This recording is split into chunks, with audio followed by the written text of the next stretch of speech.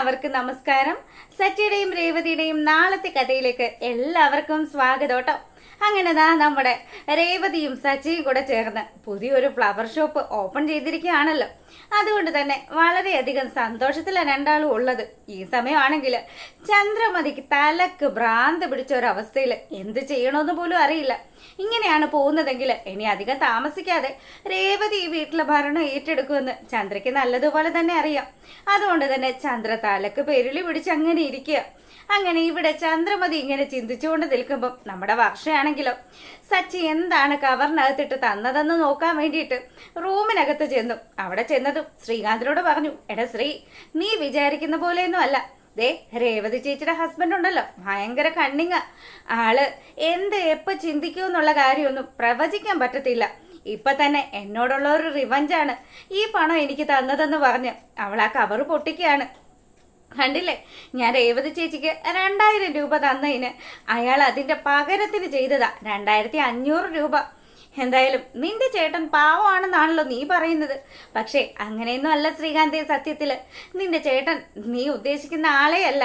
ഇപ്പൊ രേവതി ചേച്ചിക്ക് കട ഓപ്പൺ ചെയ്ത് കൊടുത്തിട്ട് പകരം ഉണ്ടല്ലോ, അയാള് ആ കടയിൽ നിന്ന് കിട്ടുന്ന ലാഭം കൊണ്ട് വെള്ളമടിക്കാനുള്ള പദ്ധതിയായിരിക്കും. ഇതുപോലെ ഒരുപാട് ആൾക്കാരെയൊക്കെ ഞാൻ കണ്ടതാണെന്ന് ശ്രീകാന്തിന്റെ മുന്നിൽ വർഷ പറയാൻ തുടങ്ങി. പക്ഷേ ആവശ്യമില്ലാതെ എൻ്റെ ഏട്ടനെ കുറിച്ച് കുറ്റം പറയരുത്. എൻ്റെ ഏട്ടൻ ഇത്തരത്തിലുള്ള ഒരാളെ അല്ല. നീ ചുമ്മാ ഉള്ള സീരിയലിനൊക്കെ ഡബ് ചെയ്തിട്ട് അതിലുള്ള ആൾക്കാരുമായിട്ട് നീ എൻ്റെ സച്ചേട്ടനെ താരതമ്യം ചെയ്യണ്ടെന്ന് ശ്രീകാന്ത് പറഞ്ഞു. ഇത് കേട്ടതും നമ്മുടെ വർഷയ്ക്ക് നല്ല ദേഷ്യം വരുന്നുണ്ട്. എടാ, ഇന്നല്ലെങ്കിൽ നാളെ നിനക്കെല്ലാം മനസ്സിലാകും. നിന്റെ ചേട്ടനെ ചേട്ടത്തിയോടുള്ള സ്നേഹം കൊണ്ടൊന്നും ചെയ്തതൊന്നുമല്ല. അവര് മറ്റാരുടെയും കീഴിൽ പോവരുത്. എന്നും സച്ചിയുടെ അടിമയായിട്ട് തന്നെ രേവതി ജീവിക്കണം. അതിനു വേണ്ടി ചെയ്തു കൂട്ടിയതാ. എന്തായാലും നീ ഇങ്ങനെ നിന്റെ ചേട്ടൻ പുണ്യവാളനാണെന്നും പറഞ്ഞ് വിചാരിച്ചുകൊണ്ടിരുന്നോ? ഞാൻ എന്തായാലും അയാളെ വിശ്വസിക്കാൻ തയ്യാറല്ല. ഇപ്പൊ ഈ കാശ് തന്നത് പോലും പല പദ്ധതികളും അയാൾ മനസ്സിൽ കണ്ടിട്ടാണെന്നൊക്കെ പറഞ്ഞ് അങ്ങോട്ടും ഇങ്ങോട്ടും കൂടി രണ്ടുപേരും കൂടി വാക്കുതർക്കത്തിൽ വരികയാണ്. അങ്ങനെ ഇവിടെ ഈ റൂമില് ശബ്ദമൊക്കെ കേൾക്കും. നമ്മുടെ ചന്ദ്രമതി ആണെങ്കിലോ ആ റൂമിലേക്ക് വന്നു. എന്താ മക്കളെ ഇത്? ഇത് എന്തൊരു കഷ്ടമായത്. നിങ്ങൾ ഇപ്പോഴും ഇങ്ങനെയൊക്കെ തുടങ്ങിയാൽ ഇത് എങ്ങനെയാ? ഇനിയും ജീവിതം ഒരുപാട് മുന്നോട്ട് കിടക്കുന്നുണ്ടല്ലോ എന്ന് പറഞ്ഞ് ചന്ദ്രമതി രണ്ടിനെയും രണ്ട് തലക്കിലേക്കാക്കി. അതിനുശേഷമാണെങ്കിലോ എന്നാലും എന്തോ ഒരു കഷ്ടമായത്. ഞാൻ എന്തൊക്കെ സ്വപ്നം കണ്ടതാ. ഇനി ആ രേവതിയുടെ അഹങ്കാരം കാണണമല്ലോ, അതാണ് സഹിക്കാൻ പറ്റാത്തതെന്നൊക്കെ പറഞ്ഞ് ചന്ദ്ര അങ്ങനെ ആലോചിച്ചുകൊണ്ടിരിക്കുക. ഈ സമയമാണെങ്കിൽ നമ്മുടെ രേവതി അവളുടെ ആ കടയിൽ അന്നത്തെ ദിവസത്തിന്റെ സെയിലും കാര്യങ്ങളും ഒക്കെ ഒരു നോട്ട്ബുക്കിൽ എഴുതി അങ്ങനെ വെച്ചുകൊണ്ടിരിക്കുക. അപ്പൊ സച്ചി വന്നിട്ട് രേവതിയോട് ചോദിച്ചു, കണക്കുകളൊക്കെ കറക്റ്റ് അല്ലേ? എന്തായാലും സ്റ്റാർട്ടിങ് ഡേ തന്നെ നല്ല രീതിയിൽ കച്ചവടം നടന്നല്ലോ. എന്തായാലും നിനക്ക് നല്ല ഭാഗ്യമുണ്ട് രേവതി. ഈ നാട്ടില് എന്ന് പറഞ്ഞാൽ ഈ ഒരു പരിസരത്ത് നമ്മുടെ പൂക്കട ശരിക്കും അങ്ങ് ക്ലിക്ക് ആകുമെന്നുള്ള കാര്യത്തിൽ ഒരു സംശയവും വേണ്ട. അതൊക്കെ ശരിയാ സച്ചിയേട്ടാ. പക്ഷേ ഞാൻ ഈ കണക്ക് കൂട്ടി നോക്കിയിട്ട് അതിനകത്തൊരു 150 രൂപയുടെ കുറവുണ്ടല്ലോ. 150 രൂപയോ? സച്ചിയാണെങ്കിൽ ഇങ്ങനെ ഇരുന്ന് ആലോചിച്ചു. എടി, നീ കണക്ക് നോക്കുന്നതിന് മുന്നേ ഞാൻ ആ കണക്ക് നോക്കിയതാണല്ലോ. പിന്നെ എങ്ങനെ അതിനകത്ത് 150 രൂപയുടെ കുറവ് വന്നത്? സച്ചിയേട്ടാ, നിങ്ങൾ തന്നെ ഇത് നോക്കെന്ന് പറഞ്ഞ് രേവതി നമ്മുടെ സച്ചിയുടെ കയ്യിലേക്ക് ആ ഒരു ബുക്ക് എടുത്ത് കൊടുത്തു. സച്ചി വിശദമായിട്ട് അത് നോക്കി. അതിനുശേഷമാണെങ്കിൽ ശരിയാ, ആ ഓട്ടോക്കാരനുണ്ടല്ലോ നമുക്ക് ഈ പൂക്കളൊക്കെ കൊണ്ടുവന്ന് തന്നത്, അയാൾക്ക് ഞാൻ 500 രൂപയുടെ നോട്ടാ കൊടുത്തത്. മിച്ചം 150 രൂപ അയാൾ നമുക്ക് തരാനുണ്ട്.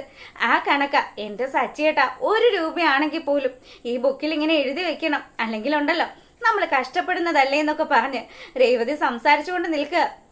അങ്ങോട്ടേക്ക് രവി വന്നു.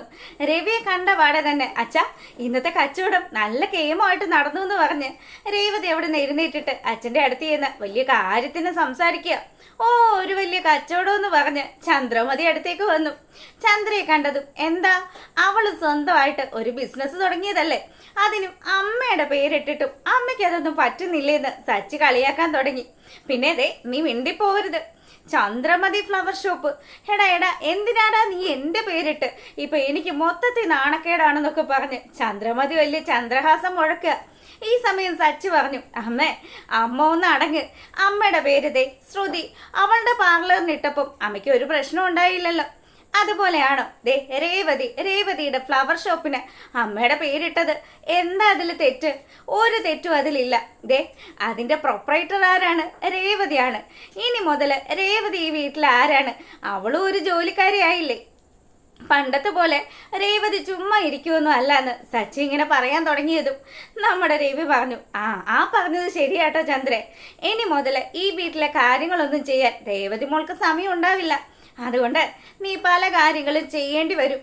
അച്ഛാ, മറ്റൊരു സന്തോഷ വാർത്ത കൂടിയുണ്ട്. ഇന്നത്തെ ദിവസം 600 രൂപയുടെ ലാഭം ഉണ്ടായി. ആഹാ, നല്ല കാര്യം മോനെ. തുടക്കത്തിൽ തന്നെ അത്യാവശ്യം നല്ലൊരു ലാഭം കിട്ടിയില്ലേ? എന്തായാലും നിന്റെ ബിസിനസ് നന്നായിട്ട് തന്നെ വരും. ഇനി അതൊരു 100 ബ്രാഞ്ചുകൾ കൂടി ഓപ്പൺ ചെയ്യുന്ന രീതിയിലേക്ക് മാറുമെന്ന് കൂടി നമ്മുടെ രവി ഇങ്ങനെ ആശംസിക്കുക. അപ്പൊ ഇതൊക്കെ കേട്ട് ചന്ദ്രമതി കിളി പോയി ഇങ്ങനെ നിൽക്കുക. എന്തൊരു കഷ്ടം ഇത്! എൻ്റെ വീട്ടുപടിക്ക് കൊണ്ടുവന്നൊരു കടയും വെച്ചു, എന്നിട്ട് അത് ഇനി 100 ബ്രാഞ്ച് ഓപ്പൺ ചെയ്യുമെന്ന് കൂടി അങ്ങേരെ അങ്ങോട്ട് ആശീർവദിക്കുക ചെയ്യണത്.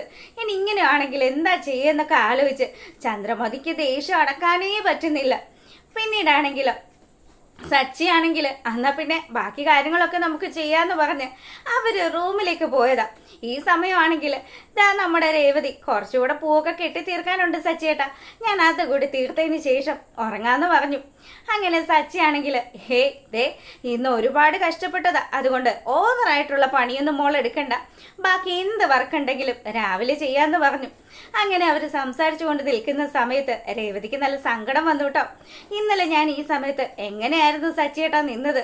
ശരിക്കും ആരും ഇല്ലാണ്ട് ശരിക്കും നല്ല സങ്കടത്തിലല്ലേ എല്ലാവരും എന്നെ ഇങ്ങനെ കുറ്റപ്പെടുത്തിക്കൊണ്ടിരുന്ന സമയത്തും ദേ എനിക്ക് സപ്പോർട്ടായിട്ട് സച്ചിയേട്ടൻ ഉണ്ടായിരുന്നത് കൊണ്ട് മാത്രമാണ് ഇങ്ങനെ എനിക്ക് പിടിച്ചു നിൽക്കാൻ പറ്റിയത്. ഇന്നേ എൻ്റെ അമ്മയും അതുപോലെ എൻ്റെ കൂടെ പൂവ് കെട്ടാൻ വരുന്ന ചേച്ചിമാരും ഒക്കെ പറഞ്ഞത് എന്താണെന്നോ, എൻ്റെ സച്ചിയേട്ടൻ, ആ സച്ചിയേട്ടൻ തന്നെ എൻ്റെ ജീവിതത്തിലെ ഏറ്റവും വലിയ ഭാഗ്യമാണെന്നാ. അത് ശരിയാ, എനിക്കും അങ്ങനെ തന്നെയാ തോന്നുന്നതെന്ന് രേവതി സച്ചിയോട് പറഞ്ഞു. ഈ സമയമാണെങ്കിൽ സച്ചിക്ക് ചെറിയൊരു നാണമൊക്കെ വന്നു കേട്ടോ. എന്നിട്ട് സച്ചി പറയാൻ തുടങ്ങി, അതെ രേവതി, ഇനി എന്ത് വന്നാലും നമ്മളിതേ ഈ ബിസിനസ്സിൽ നിന്ന് പിടിച്ചങ്ങ് കയറും. അങ്ങനെ നമ്മൾ നമ്മുടേതായിട്ടുള്ള ഒരു ജീവിതം കെട്ടിപ്പടുക്കും.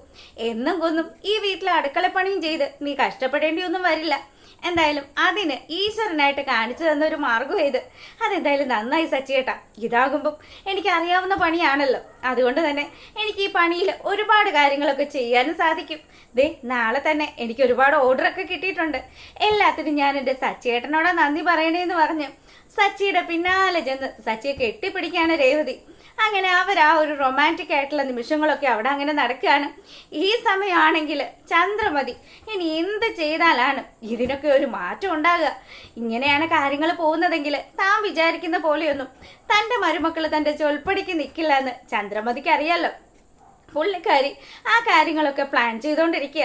പിന്നീട് പിറ്റേ ദിവസം വെളുപ്പിനെ ആയപ്പം തന്നെ രേവതിയും സച്ചിയും കൂടി മാർക്കറ്റിലേക്കുള്ള യാത്രയാണ്. അപ്പൊ കാറിലിരിക്കുന്ന സമയത്ത് രേവതി പറഞ്ഞു, സച്ചേട്ടാ നല്ല തണുപ്പുണ്ട്, ആ AC ഒന്ന് കുറച്ചിടാവോ? ഇതിപ്പോ എനിക്ക് ശീലമായതുകൊണ്ട് AC കാര്യത്തിൽ അത്ര വലിയ ഇതൊന്നും ഇല്ല.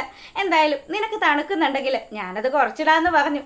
അല്ല, നമ്മളിങ്ങനെ എല്ലാ ദിവസവും ഇങ്ങനെ നമ്മൾ രണ്ടുപേരും കൂടി ചേർന്നായിരിക്കുമല്ലേ ഇനി പൂ പർച്ചേസ് ചെയ്യാൻ പോകുന്നത്? അതെ. അങ്ങനെ പൂ മാർക്കറ്റിൽ എത്തിയതും രേവതിക്ക് ആവശ്യത്തിനുള്ള പൂക്കളൊക്കെ സച്ചി പർച്ചേസ് ചെയ്ത് കൊടുത്തു. അതിനുശേഷമാണെങ്കിലോ അവിടെയുള്ള ഒരു തട്ടുകടയിൽ കയറി ഫുഡും ഒക്കെ കഴിച്ചു. ആ സമയം നമ്മുടെ രേവതിയുടെ ചിന്ത, വീട്ടിൽ ആർക്കും ഒന്നും ഉണ്ടാക്കിയിട്ടില്ലല്ലോ, അതുകൊണ്ട് തന്നെ ഇനി വീട്ടിൽ ചെന്ന് ഞാൻ എല്ലാവർക്കും ടിഫിനൊക്കെ തയ്യാറാക്കിയിട്ട് വേണം പോവാനായിട്ട്. അതൊന്നും ഇനി നീ നോക്കണ്ടെന്ന് പറഞ്ഞ് സച്ചിയാണെങ്കിലോ, എൻ്റെ അമ്മ ഒരുത്തി വീട്ടിൽ ഇരിപ്പുണ്ടല്ലോ, മറ്റൊരു പണി ഇല്ലാത്ത കൊണ്ടാണല്ലോ അമ്മ 24 മണിക്കൂറും നിന്റെ മെക്കിട്ട് കയറുന്നത്. അതുകൊണ്ട് തന്നെ അമ്മ എന്തെങ്കിലുമൊക്കെ ഒരു ജോലി അങ്ങോട്ട് എടുത്തോട്ടെ രേവതി, നീ എന്തിനാ ചുമ്മാ എൻ്റെ അമ്മയെ കഷ്ടപ്പെടുത്തുന്നേന്ന് ചോദിച്ചു. സച്ചി രേവതിയെ കളിയാക്കാണ്. അപ്പൊ രേവതി പറഞ്ഞു, എന്തിനാ സച്ചിയേട്ടാ ഏത് നേരവും സച്ചിയേട്ടൻ ഇങ്ങനെ അമ്മയുടെ മെക്കിട്ട് കയറുന്നത്? അതെ, അവർക്ക് ആവശ്യത്തിനുള്ള കാര്യങ്ങൾ ചില സമയത്ത് നമ്മൾ കൊടുത്തില്ലെങ്കിൽ ശരിയാവില്ല. ഇത് ചുമ്മാതിരിക്കുന്നതിന്റെ പ്രശ്നമാണെന്നും പറഞ്ഞ് സച്ചി അവിടെ വെച്ചതാ നമ്മുടെ രേവതിയോട് ഇങ്ങനെ കളിയായിട്ട് പറയുക. അങ്ങനെ അത്തരത്തിലുള്ള ഒരു ഗംഭീരമായിട്ടുള്ള വിശേഷമാണ് ഇപ്പൊ നാളെ നടക്കാൻ പോകുന്നത്. ഇഷ്ടമായി കഴിഞ്ഞാൽ ഒന്ന് ലൈക്ക് ചെയ്തേക്കണേ. എല്ലാവർക്കും നല്ലൊരു രാത്രി ആശംസിച്ചുകൊണ്ട് ഇന്നത്തെ വീഡിയോ വൈൻഡപ്പ് ചെയ്യാണ്. അപ്പോൾ ഓക്കെ, ഗുഡ് നൈറ്റ്.